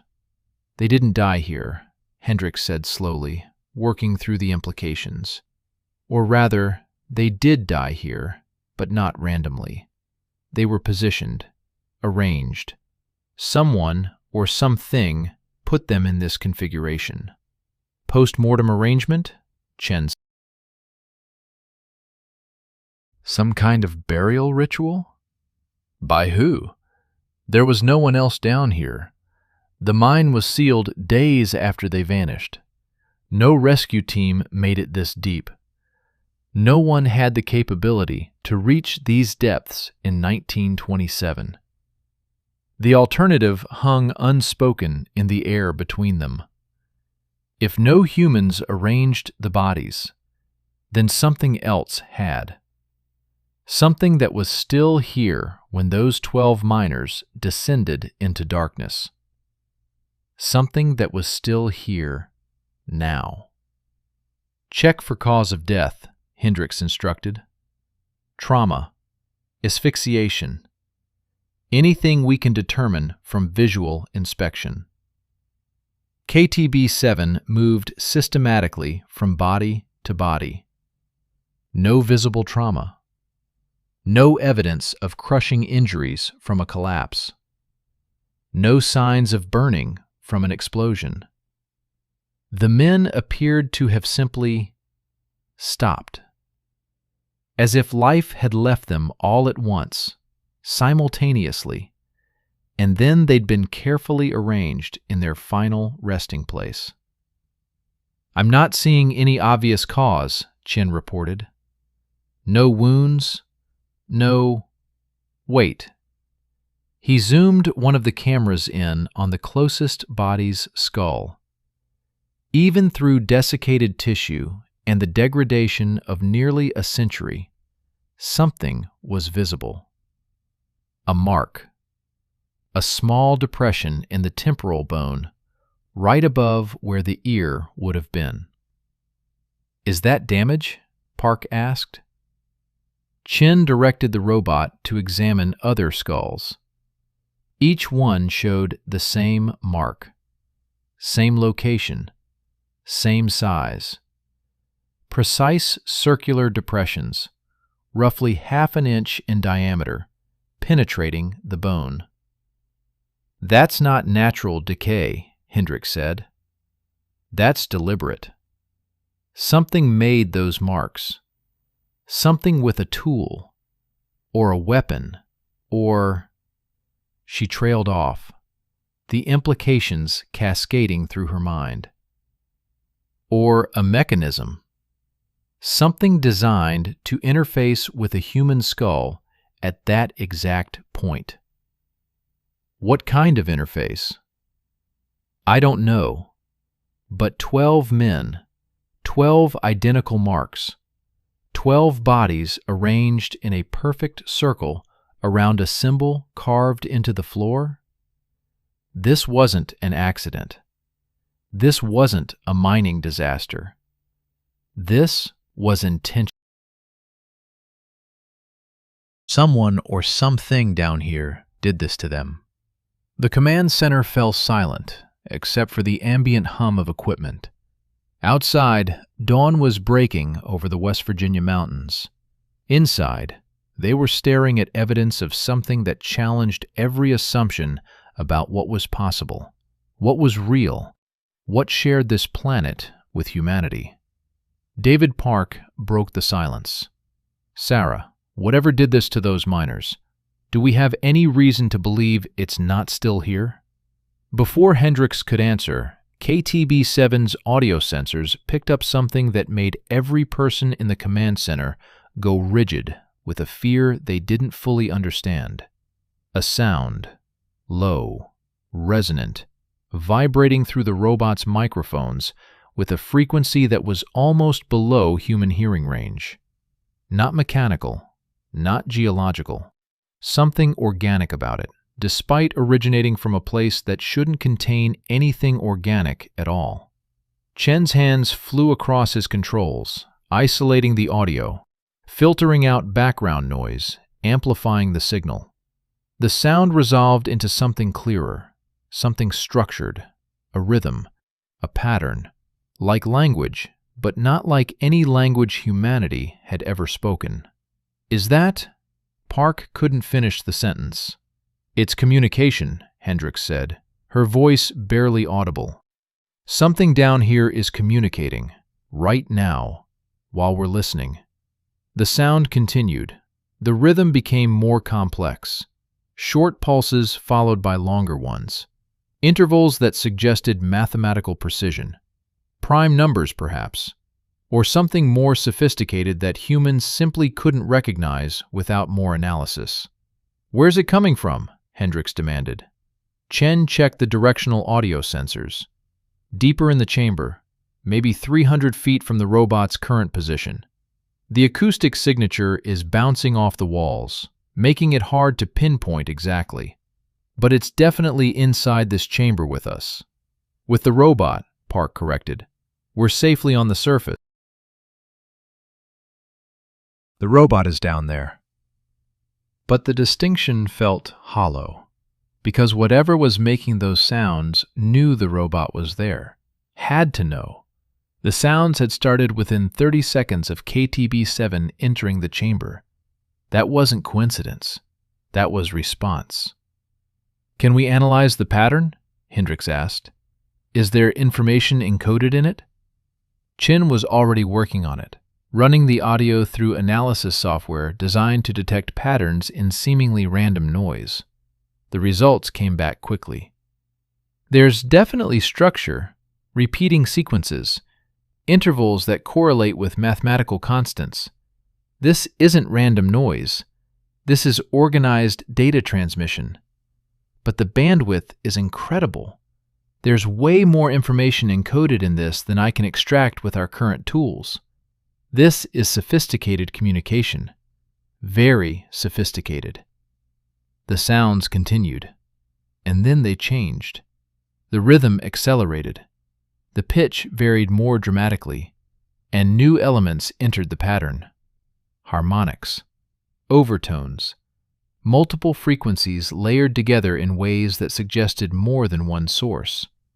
Or one source with the capability to produce multiple distinct signals simultaneously. It knows we're here, Hendricks said quietly. It's responding to the robot's presence. This isn't a recording. This isn't automated. This is active, intentional, real time. Then we need to leave, Park said, moving toward Chin's station. Marcus, bring the robot back, now. This has gone from documentation to first contact, and we are not equipped for first contact with something that killed 12 men 97 years ago. But Hendricks held up a hand. Wait, listen. The sounds were changing again. The complexity was reducing. The rhythm was slowing. The pattern was becoming simpler. almost as if whatever was making those sounds was adjusting, modulating, trying to communicate at a level the listeners could comprehend. And then, embedded in the acoustic pattern, Chen's analysis software detected something that made his blood run cold. "Sarah," he said, his voice shaking slightly. "The pattern. It's incorporating elements of human speech, phonemes, syllabic structures. It's not speaking English. It's not speaking anything recognizable. But it's using the building blocks of human language. It's trying to sound like us." "How is that possible?" Park demanded. "How could something down here know anything about human speech patterns?" The answer was obvious and terrifying. The 12 miners, the marks on their skulls. Whatever had interfaced with them in their final moments, whatever had arranged their bodies in that precise circle, it had learned, extracted, downloaded information directly from their dying brains.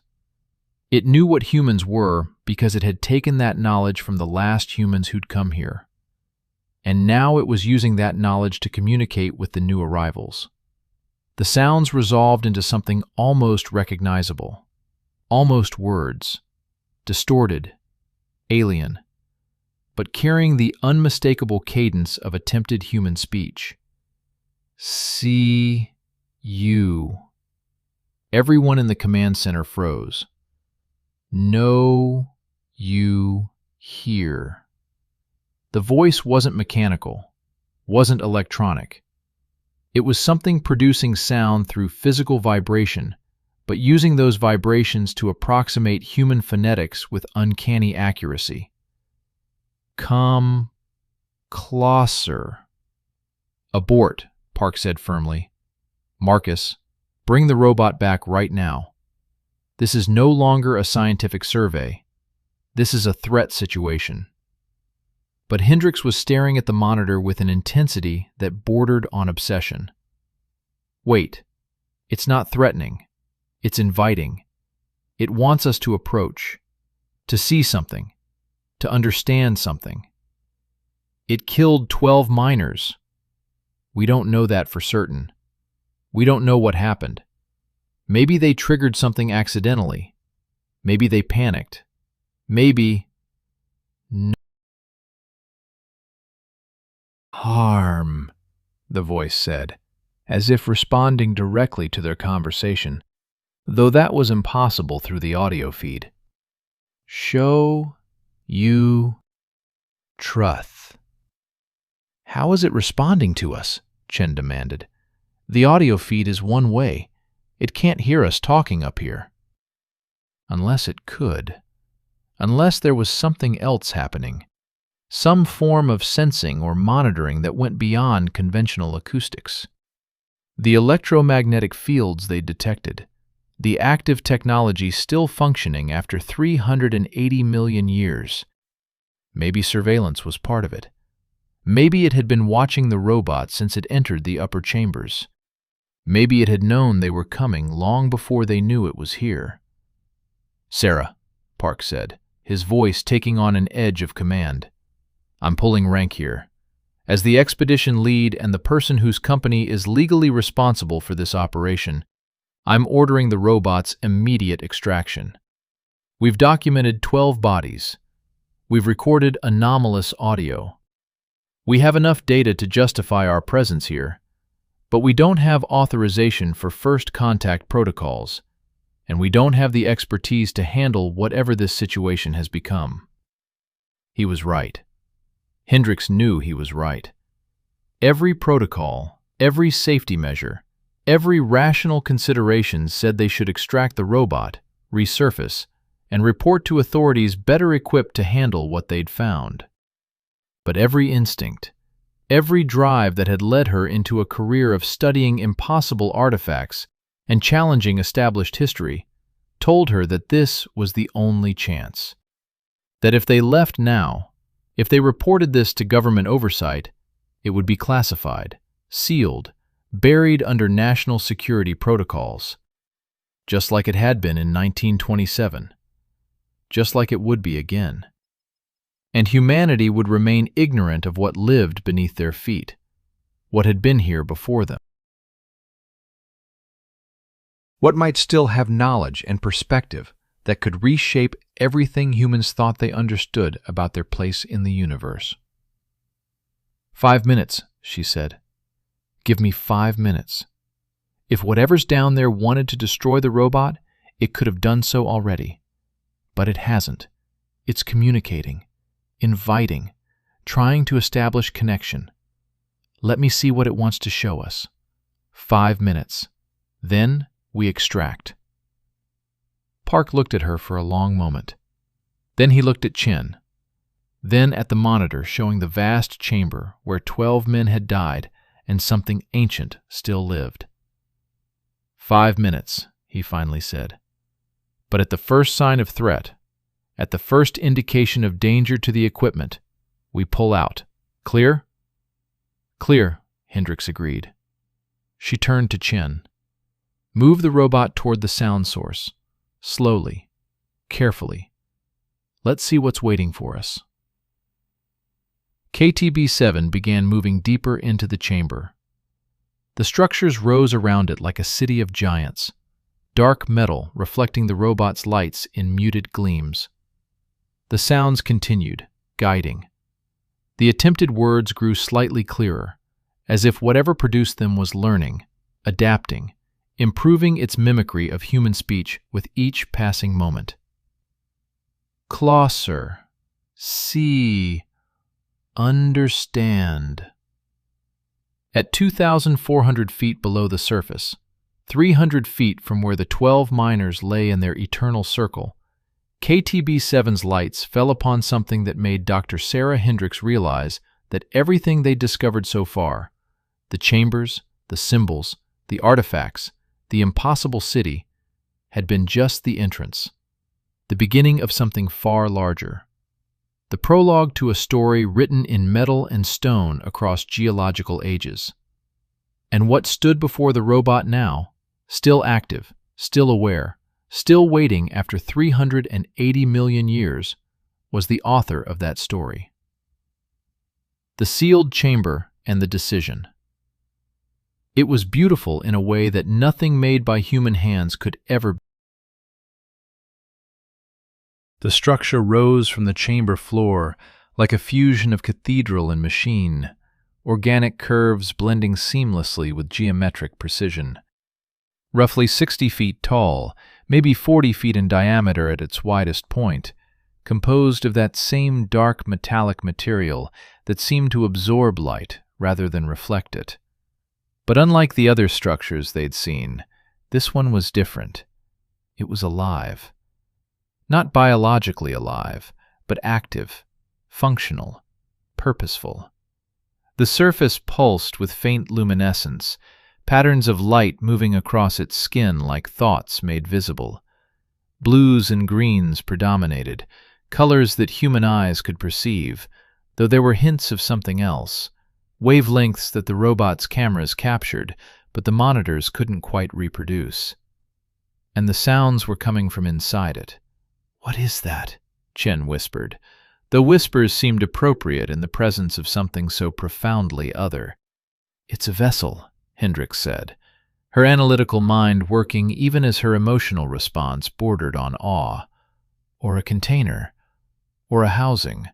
Something designed to preserve whatever's inside across geological timescales. Look at the construction. There are no seams, no welds, no joints. It's a single continuous structure, like it was grown rather than built." The robot's sensors swept across the structure, gathering data. Temperature higher than ambient by approximately 12 degrees. Electromagnetic signature incredibly strong, emanating from the core. Acoustic resonance suggesting hollow space inside, but with something occupying that space. Mass estimates indicating the interior wasn't empty. "Inside," the voice said, clearer now, almost recognizably human in its cadence, though the tone remained alien. "Inside. waiting so long. "It's in there," Park said, stating the obvious because someone needed to acknowledge it. "Whatever's talking to us. Whatever learned to mimic human speech from those dead miners. It's inside that structure." Hendricks was studying the base of the vessel. There were markings there, carved into both the structure itself and the metallic floor surrounding it. More symbols, more mathematical notations, but also something new.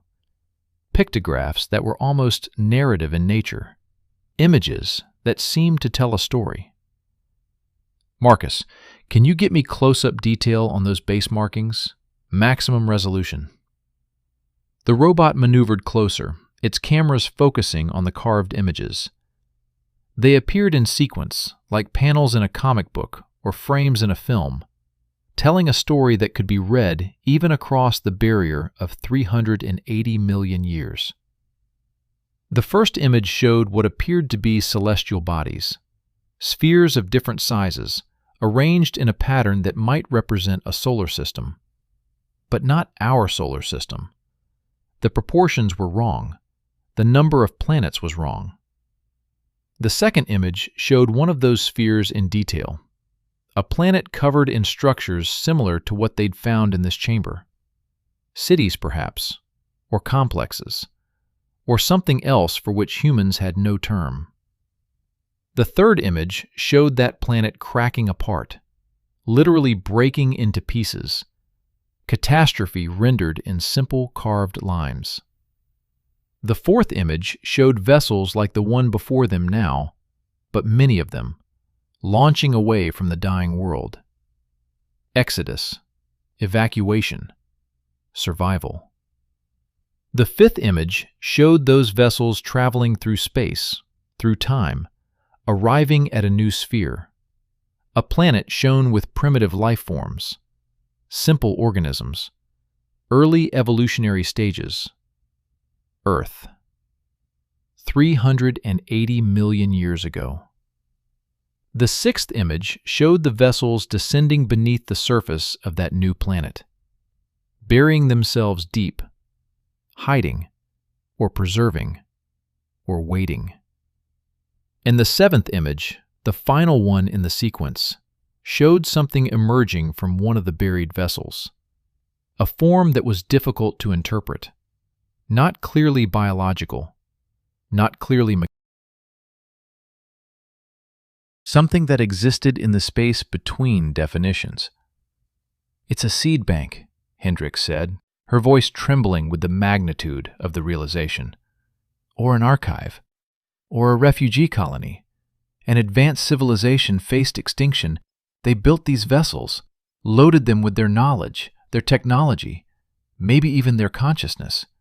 And they sent them to other worlds, safe worlds, young worlds, places where they could wait until the time was right to emerge again." "But they never emerged," Chen said, following the logic. "Something went wrong. The geological activity buried them deeper than intended. The continents shifted. Mountains rose over them. They were trapped down here, sealed beneath thousands of feet of rock, unable to surface, unable to fulfill whatever purpose they were designed for." "Trapped," the voice confirmed. "Yes, trapped so long, waiting, hoping." Park was backing away from his monitor, as if physical distance would make the implications less terrifying. "This is a first contact situation, with an extraterrestrial intelligence. This isn't archaeology. This isn't geology. This is the most significant event in human history, and we're handling it with a mining robot and 3 people in a trailer." He pulled out his phone, hands shaking. "I'm calling this in. Right now. This exceeds every possible level of authorization we have." But Hendricks moved quickly, placing her hand on his arm. "David, wait. Think about what happens if you make that call." "What happens is the appropriate authorities take over and handle this situation correctly. What happens is that within 2 hours, this site is locked down by military forces. Within 4 hours, Everything we found is classified at the highest levels. Within a week, the mine is sealed again, this time with enough concrete and steel to ensure no one ever comes back. And that vessel, that being, that intelligence that's been waiting for 380 million years to make contact with surface life, it goes back into the dark for another 380 million years, or forever. She turned to face him fully. We've found proof of extraterrestrial intelligence, not radio signals from distant stars, not microbes in meteorites, an actual technological civilization that traveled across space and time and has been beneath our feet for longer than complex life has existed on this planet. And you want to hand that over to the same government that sealed this mine in 1927 and kept it sealed for nearly a century? As opposed to what? Having a conversation with an alien intelligence without any kind of protocol or oversight? Not alien, the voice interjected. The structure's luminescence pulsed brighter for a moment. Not any more part of here, now, part of Earth. The statement hung in the air. Part of Earth now. Not an invader, not a colonizer, a refugee that had become native across geological timescales. It's been here longer than humans have existed, Hendricks said softly. Longer than mammals, longer than dinosaurs. It's been here through ice ages and extinctions and continental drift. If anything has a right to be called native to this planet, it's this, not us. We're the newcomers. Chen was still focused on his monitors, but his voice was thoughtful. The energy signatures, the active systems. If this vessel has been maintaining itself for 380 million years, the power source involved is beyond anything we've developed, beyond anything we've even theorized. That kind of technology, if we could understand it, if we could learn from it, could solve every energy crisis humanity faces, Hendricks finished. Could revolutionize our understanding of physics, could change everything. Or could be weaponized, Park countered. Could be dangerous in ways we can't predict. Could be the reason 12 miners ended up dead on this chamber floor. Accident, the voice said. Did not understand. Human. Fragile. Tried to communicate directly. Failed. The vessel's lights dimmed, and for the first time, the voice carried something that might have been emotion. Regret? Sorrow? Loneliness? Sorry for them. Sorry. Wanted only to speak, to know, surfax, after so long alone. 12 men had died because something trapped in the dark for hundreds of millions of years had tried too desperately to make contact, had interfaced too aggressively with human neural tissue, had literally thought its way into their minds with enough force to kill them. Not malice, miscalculation. Can it control the interface better now? Hendricks asked. Has it learned? Can it communicate without harming? Learned, yes. Understand human, now. Fragile, delicate. Can be gentle. Can speak without harm. Chin looked up from his instruments. Sarah, the electromagnetic field around that vessel just changed. It's extending, reaching toward the robot. If it interfaces with KTB-7's systems, "Let it," Hendricks said. "What?" "Let it. It wants to communicate. It's been alone down here for 380 million years. We can give it that much. We can listen. And if it can share information through the robot's systems, if it can show us what it knows, what it's seen, what it represents." Or it could take control of the robot, Park warned. Could use it as a weapon. Could... "Not weapon," the voice said wearily. "Tired. So tired of waiting. Only want to share. To tell. To be remembered." The electromagnetic field reached the KTB-7's systems flickered for a moment as something made contact with its electronics. And then the monitors in the command center went white. Not blank. White. Filled with light. And through that light, images began to form. They weren't seeing through the robot's cameras anymore. They were seeing through something else. Through memory. Through data stored for geological ages. Through the archive of an intelligence that had witnessed the death of its world and the youth of another. The images came fast. Almost too fast to process. A world under a sun that wasn't Earth's sun. Cities that weren't built of stone and steel, but of something else. Something that flowed and changed and adapted. Beings that weren't clearly biological or mechanical, but existed in a state between both. A civilization that had mastered energy and matter and time in ways that made human technology look like stone tools. Then destruction. A sun dying. Not the slow death of old age, but catastrophic failure. Solar instability. Expansion. Their world burning. The evacuation. Millions of vessels built in desperation, each one a seed.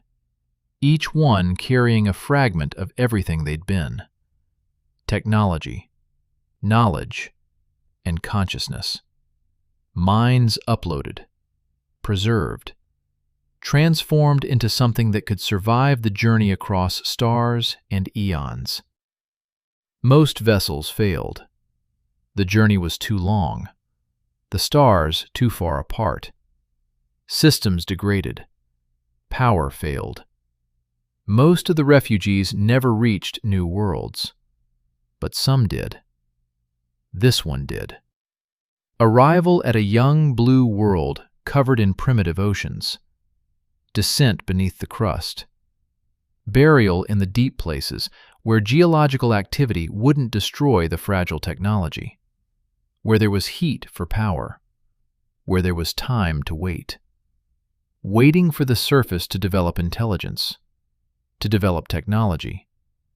To develop the capability to reach down into the dark places and find what had been left there. Waiting for 380 million years. Waiting through the rise of amphibians and reptiles and dinosaurs and their extinction, and the rise of mammals and primates, and finally humans. Waiting through the development of tools and fire and agriculture and civilization and industry and electronics.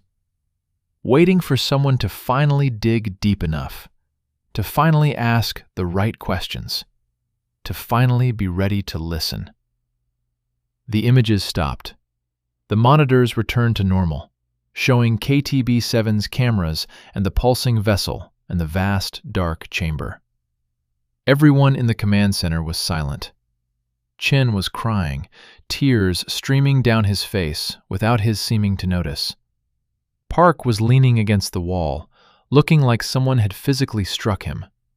Hendricks was motionless, her mind struggling to process what they'd just witnessed. Understand now?" the voice asked quietly. "Yes," Hendricks whispered. "We understand." "Good. Then must ask, will human help? Will let rise, or will seal again, condemn to dark forever?" That was the question, wasn't it? The only question that mattered. An alien intelligence, buried beneath the Appalachian Mountains for longer than complex life had existed on Earth, asking humanity for permission to emerge, to surface, to exist in the world it had waited so long to join. David Park found his voice first. "We can't make that decision. We're 3 people. This is a decision for governments, for the United Nations, for governments will say no," the voice interrupted. "Always say no to what they fear will seal again, will condemn. We know this, have seen it before." "Before?" Hendricks asked. 1927, not first human to come, others before, centuries before came, saw, left, sealed again, each time human come close, then run, then seal, we wait again, hope again, fail again. The implications were staggering.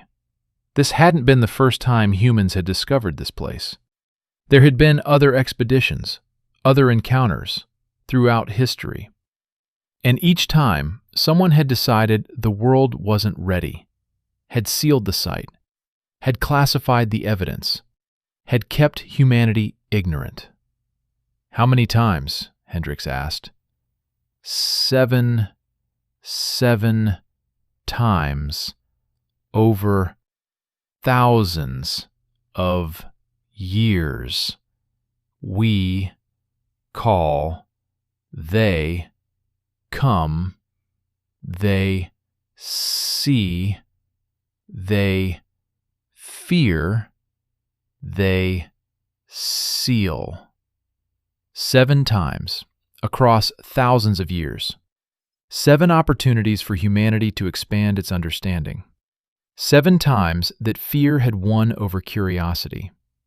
"This is the 8th time," Hendricks said, "and you're asking us to make a different choice." "Yes, asking human, ready now, have technology now, have understanding now, can accept we exist, we wish to help, have knowledge, can share, can teach, energy, systems, materials, medicine, so much. We know so much. We can give if allowed, if trusted, if not sealed again. It was offering a trade, knowledge for freedom, technology for acceptance. Everything it had learned across 380 million years of existence, in exchange for permission to exist in the light instead of the dark. "And if we say no?" Park asked. "If we seal this place again?" The lights on the vessel dimmed. The voice became quieter, sadder. "Then we wait again. Hope again. Maybe 9th time. Maybe 10th. Maybe never. But we wait. Have waited so long. Can wait longer until all power fades, until finally die alone in dark, forgotten, wasted." Chen wiped his eyes, leaving wet streaks across his. "We can't let that happen. We can't just leave it here. This is the most significant discovery in human history. We have to tell people. We have to—" "And people will panic," Park interrupted. "Governments will classify it. The military will contain it. That vessel will be studied in a classified facility somewhere, probably dismantled, definitely not allowed to surface. And we'll learn nothing, because everything will be too sensitive to share." He turned to Hendricks. "Sarah, you knew this would happen. When you pushed to go deeper, when you authorized continuation past safety protocols, you knew we'd find something that would force this kind of decision." "I hoped we'd find something that would force this kind of decision," she corrected. "Because someone needs to make it. Not politicians, not generals, not bureaucrats worried about how this plays in the next election cycle. Scientists. People who understand what this represents, what it could mean." She looked at the monitor, at the pulsing vessel, at the evidence of intelligence that had survived across geological ages. "It's asking for asylum," she said quietly. "That's what this is. It's a refugee from a dead world, asking permission to become part of the living one. And we have to decide if we're brave enough to say yes." Outside the trailer, dawn had fully broken. Morning light was streaming across the West Virginia mountains, illuminating the fence that surrounded the sealed mine, the equipment that had been hauling concrete and steel to this location for 97 years.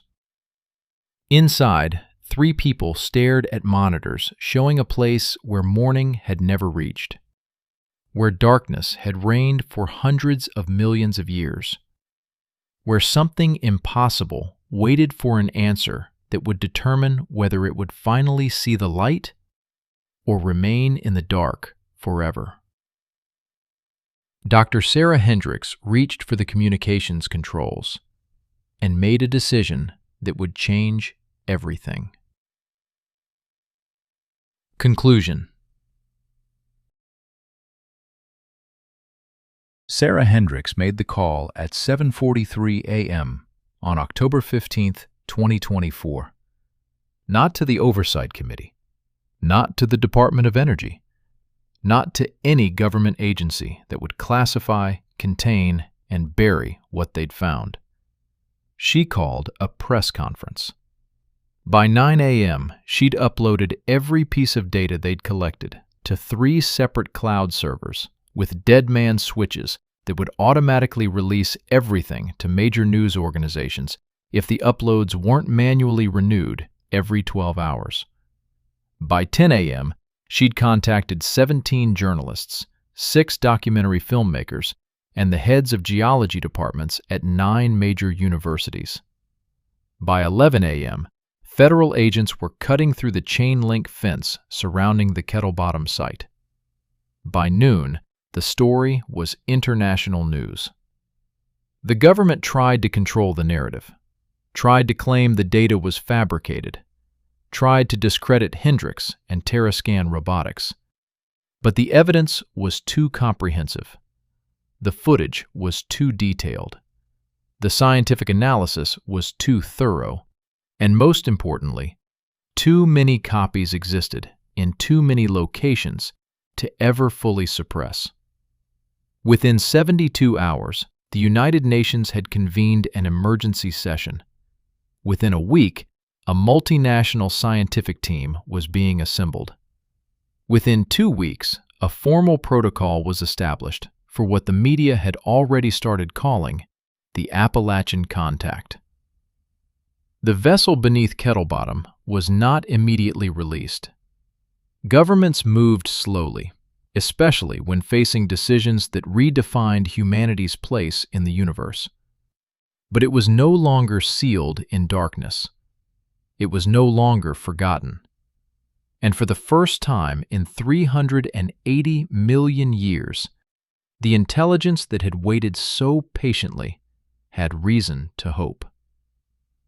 Dr. Hendricks lost her university position, lost most of her professional credentials, spent 18 months testifying before congressional committees and international tribunals. But she'd accomplished what she'd set out to do. She'd proven that humanity wasn't the first, wasn't alone, wasn't the pinnacle of intelligence that had ever existed on Earth. She'd given the world a question it couldn't ignore. What do we do when we find something older, wiser, and more advanced than ourselves buried beneath our feet? The Kettle Bottom Mine remains cordoned off. Multiple governments maintain presence there. Scientific expeditions descend regularly now, each one revealing more chambers, more artifacts, more evidence of the civilization that had seated itself beneath the ancient mountains. And deep below, the vessel still waits, still pulses with that faint bioluminescence, still communicates through carefully modulated sound waves with the researchers who visit it. It's teaching them, slowly, carefully, sharing knowledge at a pace humanity can absorb without being overwhelmed. Energy systems that don't require combustion, materials that repair themselves, medical techniques that treat diseases at the cellular level. Not as a conqueror, not as an invader, as a refugee that finally found a home.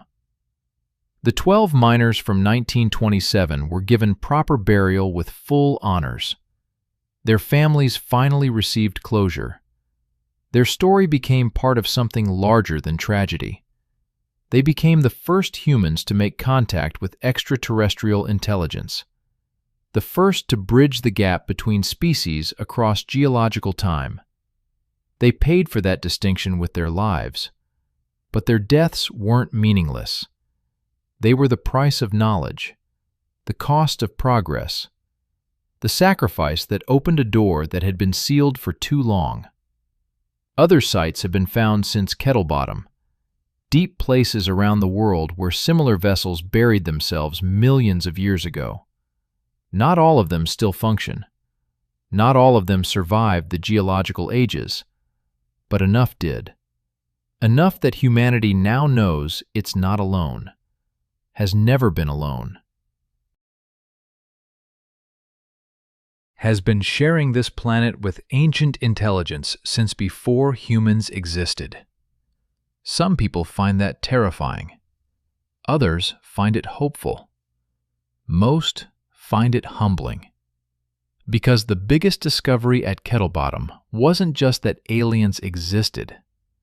It was that intelligence could survive catastrophe, could persist through extinction-level events, could wait with infinite patience for the right moment to emerge and try again.